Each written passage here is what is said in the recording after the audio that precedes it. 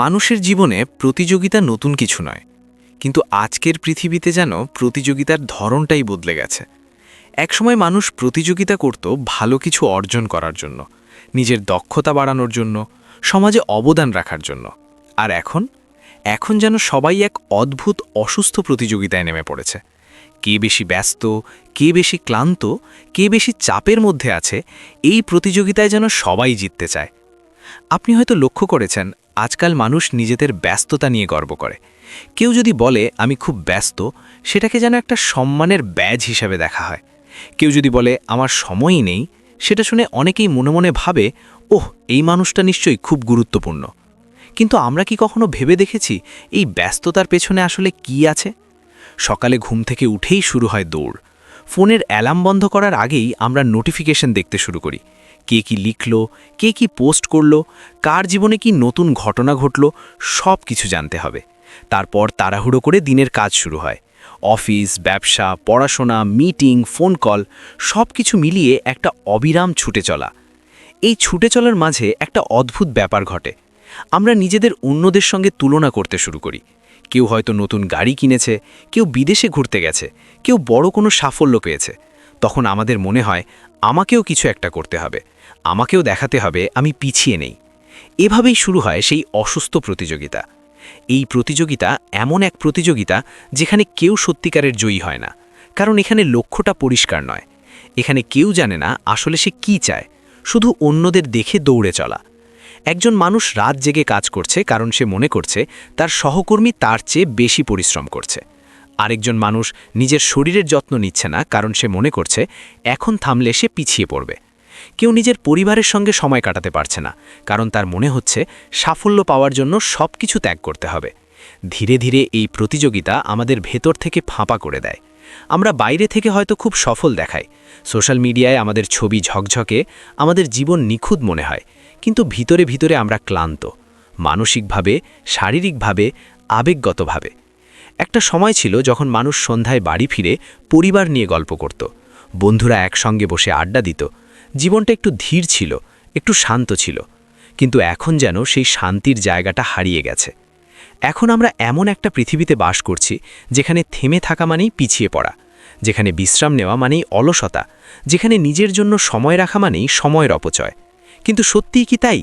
একটা গাছকে যদি আপনি সারাক্ষণ টানতে থাকেন, তাহলে কি সে দ্রুত বড় হবে? না, বরং সে ভেঙে যাবে।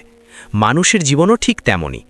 আমাদেরও বিশ্রাম দরকার, আমাদেরও থামা দরকার, আমাদেরও কখনো কখনো নিজের দিকে তাকানো দরকার। কিন্তু আমরা সেটা করতে ভুলে গেছি, কারণ আমরা ব্যস্ত অন্যদের সঙ্গে তুলনা করতে। আপনি হয়তো এমন অনেক মানুষকে দেখেছেন যারা সব সময় ব্যস্ততার কথা বলে। আজকে খুব চাপ, ঘুমানোর সময় নেই, মাথা কাজ করছে না, এই কথাগুলো যেন এখন সাধারণ হয়ে গেছে। কিন্তু কখনো কি ভেবে দেখেছেন এই ব্যস্ততার বড় একটা অংশ আসলে আমাদের নিজের তৈরি? আমরা নিজেরাই নিজেদের ওপর এমন চাপ তৈরি করি যা হয়তো দরকারই ছিল না। ধরা যাক একজন মানুষ প্রতিদিন সোশ্যাল মিডিয়ায় অন্যদের সাফল্য দেখে, তখন তার মনে একটা চাপ তৈরি হয়। সে ভাবে আমার জীবনেও কিছু বড় কিছু হতে হবে। কিন্তু সে হয়তো ভুলে যায় যে সোশ্যাল মিডিয়ায় মানুষ তাদের জীবনের পুরো গল্পটা দেখায় না। সেখানে দেখানো হয় শুধু উজ্জ্বল অংশটা। অন্যদিকে লুকিয়ে থাকে সংগ্রাম, ব্যর্থতা, হতাশা। এই অসম্পূর্ণ ছবির সঙ্গে নিজের বাস্তব জীবনকে তুলনা করতে গিয়ে আমরা নিজেদেরই কষ্ট দিই।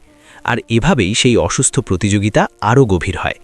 এই প্রতিযোগিতা শুধু আমাদের মানসিক শান্তিই কেড়ে নেয় না, আমাদের সম্পর্কগুলো ধীরে ধীরে দুর্বল করে দেয়। যখন একজন মানুষ সারাক্ষণ কাজ নিয়ে ব্যস্ত থাকে, তখন তার কাছে পরিবার, বন্ধু, ভালোবাসা এসবের জন্য সময় থাকে না। প্রথমে হয়তো মনে হয় এটা সাময়িক, একটু কষ্ট করলেই সব ঠিক হয়ে যাবে। কিন্তু অনেক সময় দেখা যায় সেই সাময়িক ব্যস্ততাই ধীরে ধীরে স্থায়ী হয়ে যায়। বাচ্চারা বড় হয়ে যায়, বাবা মায়ে বুড়ো হয়ে যায়, বন্ধুত্বগুলো দূরে সরে যায়, আর আমরা বুঝতেই পারি না কখন জীবনটা এত দ্রুত বদলে গেল। তারপর একদিন হঠাৎ করে মনে হয়, আমি এতদিন কিসের জন্য দৌড়াচ্ছিলাম? এই প্রশ্নটা খুব গুরুত্বপূর্ণ, কারণ আমরা যদি জানিই না আমরা কোথায় যেতে চাই, তাহলে দৌড়ানোর মানে কি? একটা সময় আসে যখন মানুষ বুঝতে শুরু করে জীবনটা শুধু প্রতিযোগিতা নয়, জীবনটা অনুভব করার জন্য, জীবনটা বাঁচার জন্য। সাফল্য অবশ্যই গুরুত্বপূর্ণ, স্বপ্ন দেখা গুরুত্বপূর্ণ, নিজের লক্ষ্যে অর্জনের চেষ্টা করা গুরুত্বপূর্ণ, কিন্তু তার চেয়েও গুরুত্বপূর্ণ হলো নিজের শান্তি, নিজের মানসিক সুস্থতা, নিজের মানুষের সঙ্গে সম্পর্ক। যদি আমরা সেই সব জিনিস হারিয়ে ফেলি তাহলে সব অর্জনই একসময় অর্থহীন হয়ে যায়।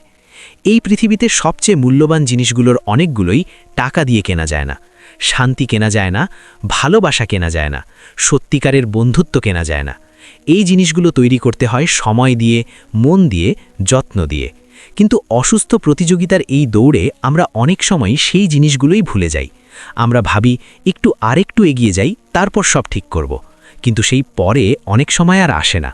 তাই হয়তো এখনই সময় একটু থামার, একটু নিজের দিকে তাকানোর, নিজেকে প্রশ্ন করার, আমি কি সত্যিই সেই জীবনের দিকে এগোচ্ছি যেটা আমি চাই, নাকি আমি শুধু অন্যদের দেখে দৌড়াচ্ছি? যদি আমরা এই প্রশ্নের উত্তর খুঁজতে শুরু করি তাহলে হয়তো আমরা বুঝতে পারব সবাই অসুস্থ প্রতিযোগিতায় ব্যস্ত, কিন্তু সেই দৌড় থেকে বেরিয়ে আসার সিদ্ধান্তটা আমাদের নিজেদেরই নিতে হবে। কারণ সত্যিকারের জয় মানে অন্যদের হারানো নয়, সত্যিকারের জয় মানে নিজের ভেতরের শান্তিটাকে খুঁজে পাওয়া।